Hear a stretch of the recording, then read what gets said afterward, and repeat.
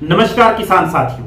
किसानों को उनकी पुश्तैनी जमीनों पर जो उनके हक के नीचे हैं, मालिकाना हक दिलवाने के लिए, किसान और मजदूर की पूर्ण कर्ज माफी के लिए, कुर्की कानून पर रोक लगाने के लिए कि किसान का एक भी खूट जमीन का अगर उसने कर्ज फसल के नाम पर लिया कुड़क ना हो, उस कानून पर रोक लगे जिसके तहत किसान की जमीन कुड़क होती है।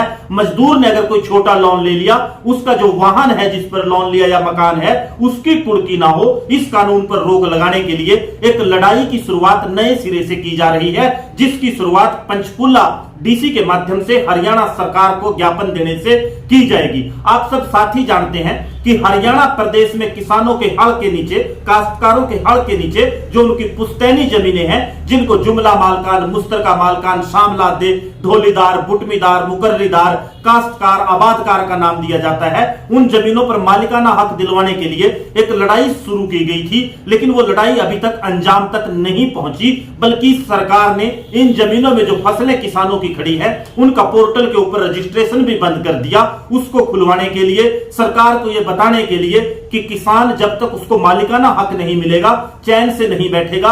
ये दूसरे स्तर की प्रक्रिया जो लड़ाई की है इन जमीनों में मालिकाना हक लेने के लिए, उसकी शुरुआत इस ज्ञापन के माध्यम से की जाएगी।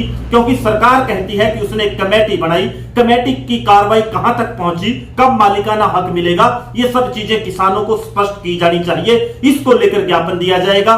ज्ञापन दिया जाएगा कि जो किसानों के ऊपर कर्ज है, जो सरकारी प्रयत्न पूर्वक षड्यंत्रों के कारण किसान कहीं ना कहीं कर्जमंद हुआ, क्योंकि अगर किसानों को उनकी फसलों के पूरे दाम मिलते, जो स्वामीनाथन आयोग की सिफारिशें हैं उसके हिसाब से किसानों को उनकी फसलों की कीमत मिलती, तो किसान आज कर्जमंद ना होते। किसान एक प्रयत्न पूर्वक षड्यंत्र के तहत कर्जमंद उनको किया गया है। किसानों की और मजदूरों की पूर्ण कर्ज माफी होनी चाहिए। उसके लिए नए सिरे से एक नई लड़ाई की शुरुआत की जा रही है और उसके लिए 4 अक्टूबर को पंचकुला डीसी कार्यालय में सभी किसान साथी इकट्ठा होंगे और वहां ज्ञापन के माध्यम से ये दोनों बातें सरकार तक पहुंचाई जाएंगी। हमने पहले भी आपको कहा कि हम जब किसी भी संघर्ष की शुरुआत करते हैं, उसकी शुरुआत करने का एक तरीका होता है, पहले सरकार को ज्ञापन के माध्यम से अपनी मांग दी जाती है, समय दिया जाता है, अगर वो पूरी नहीं करती तो आगामी संघर्ष की कार्रवाई शुरू होती है।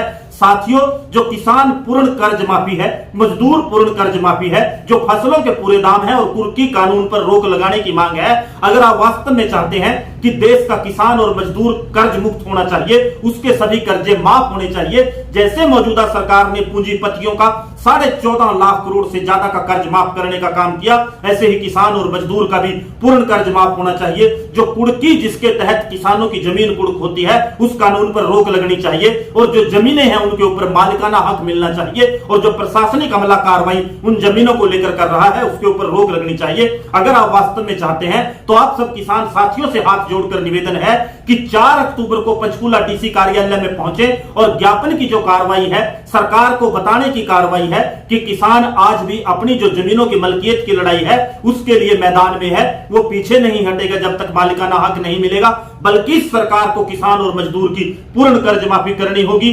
सरकार को जो कुड़की कानून है उसके ऊपर रोक लगानी होगी। इन मांगों को लेकर आपसे एक बार फिर आग्रह करता हूं कि 4 अक्टूबर को सुबह 10 बजे डीसी कार्यालय पंचकुला में पहुंचे। धन्यवाद। जय किसान साथियों।